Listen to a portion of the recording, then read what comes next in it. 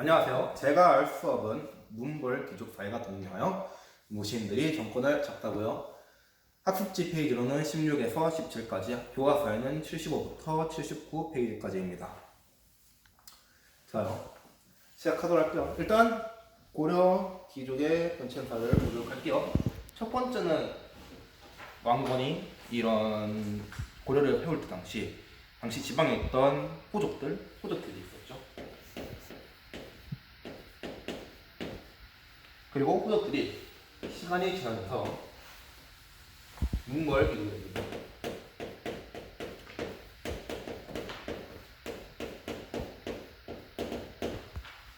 그리고 이 문벌 귀족들을 철회하고 후에 정권을 잡은 것이 무신들.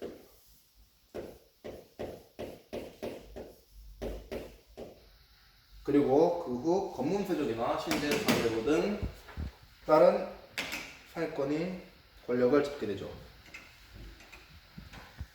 그리고 저희가 배울 파트는 이 문벌 귀족과 무신 이 파트입니다. 그래요. 일단 문벌 귀족의 정의부터 하자면 여러 세대에 걸쳐 고위 관직자를 배출한 가문이고요. 중서문화성과 중추원의 재상이 되어 전국을 주도하였다고 합니다. 네, 이렇게 문벌 귀족들이 판을 치고 있는 세상이었어요. 근데 이런 점점점 안에서 내분이나 갈등들이 점점점 많아지기 시작해요. 아무래도 문벌 귀족 시대 후기다 보니까 그런 문제들이 점점점 발생하게 되는 거죠. 그러다가 이 사건이 딱 터지게 돼요. 이 사건의 주체가 되는 사람은 이전염이라고 하는 사람인데요. 경원이 씨입니다. 경원이 씨. 이 사건은 경원이 씨가 왕실의 외척으로 권력을 독점하였어요. 그러니까 이 자금의 두 딸이 이 왕의 왕비였습니다. 굉장히 대단한 거죠. 자신의 두 딸이 왕의 아내니까 자신이 왕의 장인이잖아요. 굉장히 높은 직위에 있는 거예요. 그런데 이 자금이 내분과 다른 고위층 관료들과의 갈등, 그런 문제로 난을 일으킵니다. 척중경과 같이 친구 척중경과 함께 같이 난을 일으켰어요. 난을 일으켜서 이 왕권을 쥐락펴락할 수 있는 상황까지 갔는데 척중경의 배신으로 결국에는 실패하게 됩니다. 근데 그 영향으로 문벌 귀족사의 분열이 더욱더 심화되었다.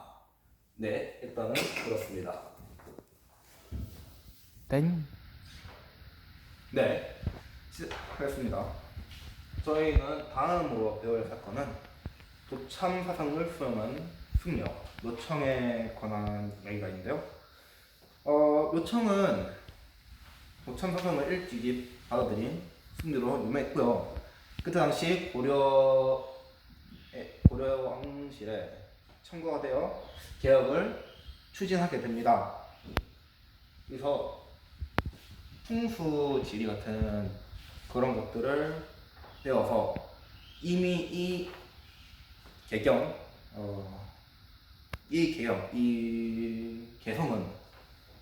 이미 운을 다했다. 우리는 서경으로 가야 한다 하고, 또 칭제권원, 왕을 황자라고 칭하고 연호를 권원이라고 하자라고 하고, 금국을 정벌하자, 저기 위에 다른 북쪽의 왕국을 공격하자라고 주장했어요.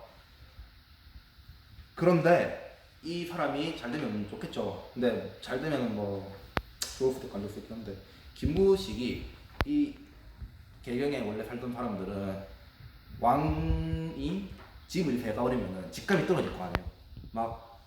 이거는 안 된다. 이거 우리가 힘이 약해진다. 왕이 우리 옆에 있어야지 우리가 챙겨준다기 싶고, 그런데 서경으로 가버리면은 우리가 기세를 펼 수가 없다라고 하는 거죠.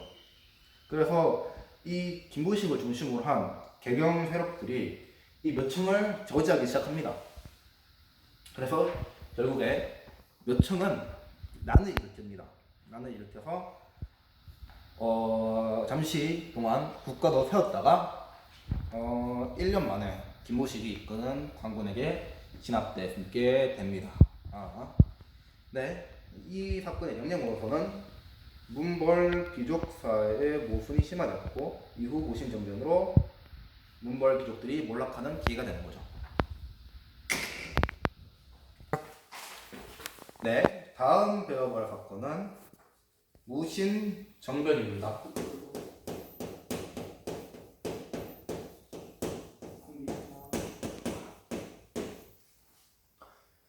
이 사건으로 무신들이 정권을 잡는 계기가 되었죠. 일단 배경으로는 의종의 실종과 향락, 얘들이 정치를 안 하고 완전 놀고 먹는 거지. 완전 술만 마시고 완전 노는 거야. 그리고 무신들에 대한 차별. 그때 당시에는 무가도 없었습니다. 무가가 없어서 무신들을 거의 뽑지를 않았다고 보면 되죠. 그리고 문신들이 특히 우대받았고 이런 무신들은 특히 우대받았는데 대표적인 예로 들자면 정중부가 하대받았던 얘기 그런 얘기들이 있습니다. 그 밖에도 군인전을 지급하지 않았다던가 자벽에 동원하는 등 하급 군인들이 계속 불만이 많아졌어요. 그리고 마침내 정중부 이의방 등 무신들이 정변을 일으켜서 의종을 폐위하고 중방을 중심으로 권력을 행사하기 시작했습니다. 이에 문신들이 반발해가지고 문신이었던 김보당과 조회청이 난을 일으켜서 김보당의 난과 조회청의 난이 일어났었지만 금방 무신 정권에 의해 진압당하고 맙니다. 다음 이런 초기의 무신 정권 후에 부 최씨가 집권을 하게 되는데요. 이때를 최씨 무신 정권 시대라고 합니다. 첫 번째 최씨로는요 최충헌입니다.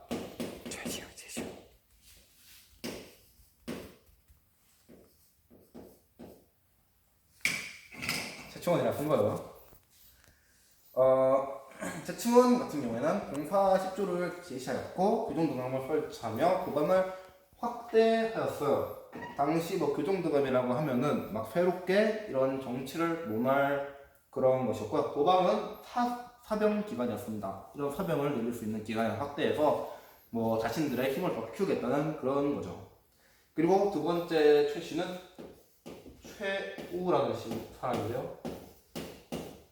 최우 같은 경우에는 정방을 설치하였습니다. 정방이 이런 사람들을 뽑고 그러는 기관이었습니다. 그래서 자신들이 이런 인사권을 장악한 거죠.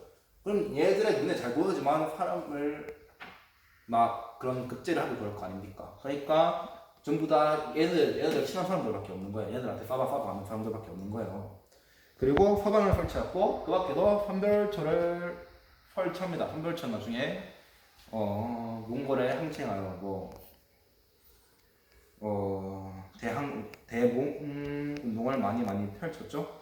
근데 얘네들 같은 경우에는 이런 정권 유지에 상당히 집착했기 때문에 사회 개혁에 대해서 상당히 소홀했어요. 소홀할 수밖에 없었고 이 더러운 문신들 우리가 더 정치하겠다 해서 일어났는데 무신들이 아는 게 모르겠으니까 칼밖에 쓸 줄 모르는 애들이 정치를 더 못하는 거예요. 그것 때문에 이런 농민들과 천민들이 더욱더 힘들어지게 되는 것이 다음 파트입니다. 네, 다음 배울 사건은 농민과 천민의 봉기입니다. 자, 그전에는 무신들이 이 문신들을 내쫓고 신분 상승을 했죠. 이런 정권을 장악했죠. 그렇기 때문에 신분 질서가 굉장히 동요되고 있었습니다. 굉장히 흔들리고 있는 상태였고 이런 천민들도 우리도 할 수 있겠는데 이런 생각을 품게 되는 거죠. 그리고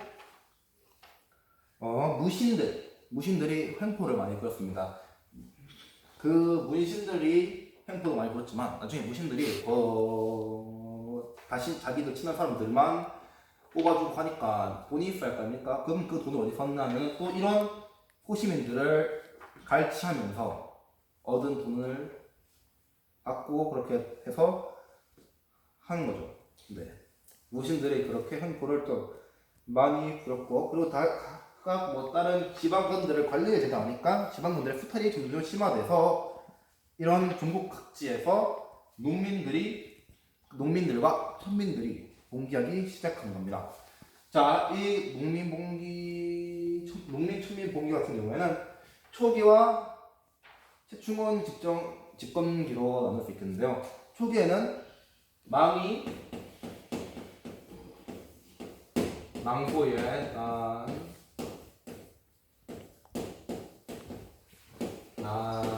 뭐 이런 게 있는데요. 이런 공주 명학서에서 우리들을 차별하지 말라 그런 식으로 한 거고요. 그리고 김삼이 효심의 난뭐 경상도를 위해서 이런 건데요. 지방간의 수탈과 뭐 왕조 질서를 부정하면서 일어난 봉기라고 할 수 있습니다. 그 후 최충원 집정기에서는 어박과 해오 정책으로 봉기가 다소 감소해 있는 상태였습니다. 그때 일어났던 난 중 하나가 만적의 난이라는 것인데요.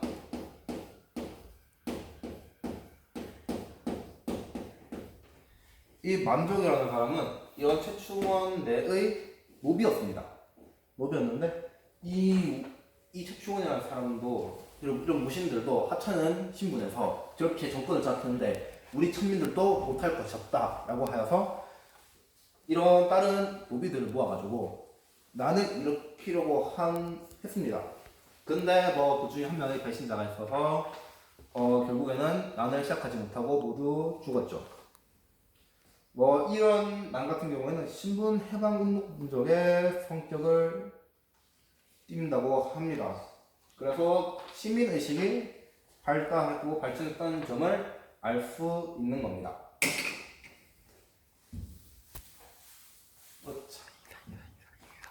이상입니다.